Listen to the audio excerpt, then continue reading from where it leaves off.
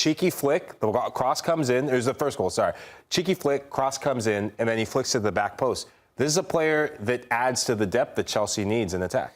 I think in a way these the Barrow goalkeeper was the 12th man for Chelsea yesterday. Actually, Wojciech Szczesny is in talks to join Barrow.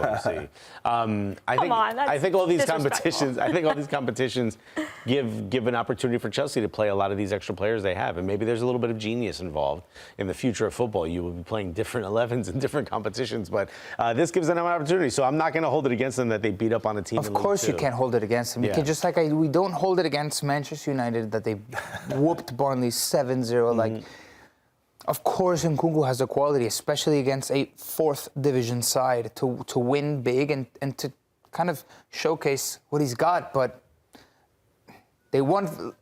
If you ask me, what's your analysis of the game? They won 5-0 against a fourth division side. Boom, stop, done, done. There's nothing you can take. You can't take. This is a glorified training session for them.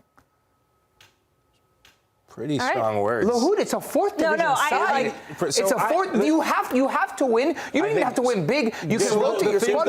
There is no pride in a training session, though. Okay, fine. You won a game. The thing that I just want to. I agree with the thing I just want to establish. So this bothers me in that comment because, like, playing the game, when you are coming back from injuries, when your career was halted because of injuries, these are matches that are massive for you as a player to reinsert and reinstate that confidence to get back in the fold. Okay. So him scoring a hat trick is massive for him. I don't care who the opponent. I don't care if it's the U12 Barrow team.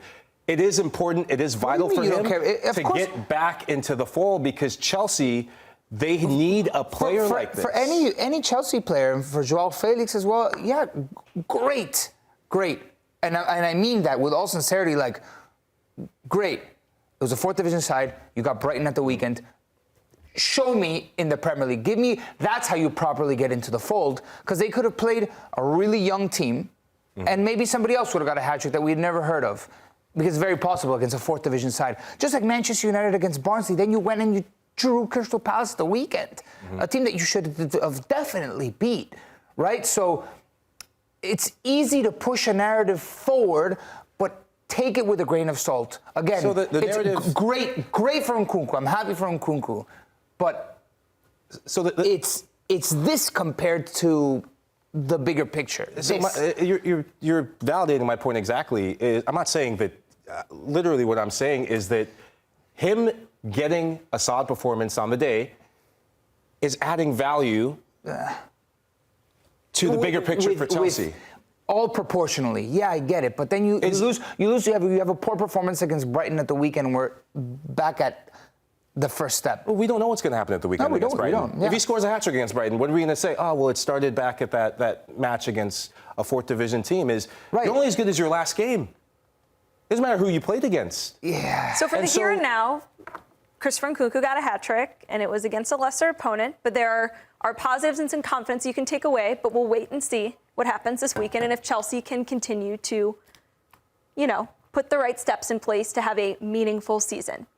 Let's talk about the games happening today in Carabao Cup, shall we? All right, Arsenal taking on Bolton. What are we expecting, Alexis, from a lineup perspective? Because load management is also something that all these clubs are dealing with at the moment. Yeah, I'm expecting Wanyeri to get some minutes out there. I'm expecting some of those fringe players that are just breaking in. And, I think to players like Fabio Vieira, had he been able to stay on the squad, as opposed to getting loaned out to Porto, maybe a Mill Smith-Rowe if he doesn't get sold. These are the types of competitions where they would be able to get long minutes, which I do think prepare them a little bit more, at least match fitness for potentially getting subbed in a big match. What's the goalkeeping situation? The goalkeeping, I'm not necessarily sure if David Raya's injury is listed, only because I'm not sure if you saw, Skelly Lewis, or Lewis Skelly. The young man got red carded before his first match, or yellow carded, before he made his debut, because he actually went behind goal and told David Raya, potentially. He spoke to David Raya, next thing you know, David Raya goes to the ground holding his knee. People are saying this is an evidence of time wasting. So I'm not necessarily sure if he actually did hurt his knee. Or maybe even load management. He can't play.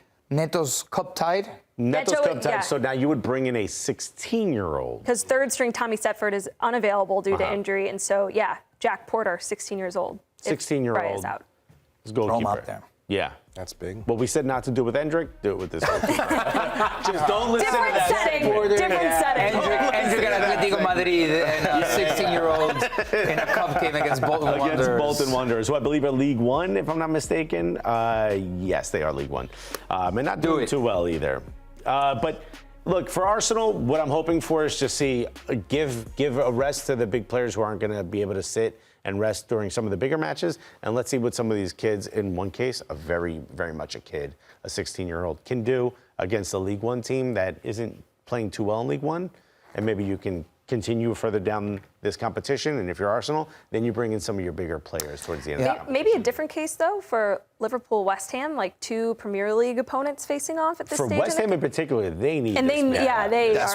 They're hurting for some positive. Lopetegui needs this. Yeah. Right? This is a different situation.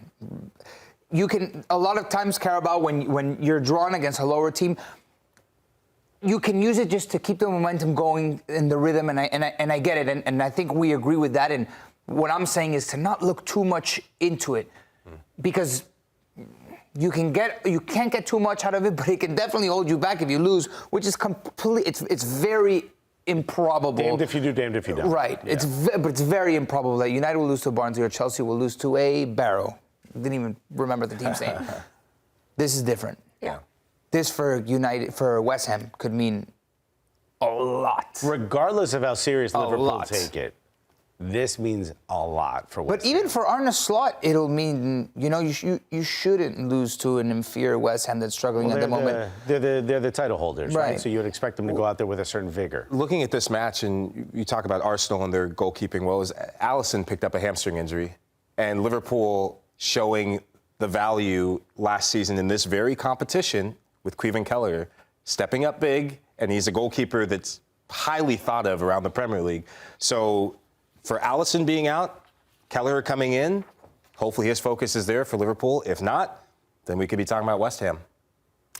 All the action kicking off today. Carabao Cup, Europa League, so much to look forward to.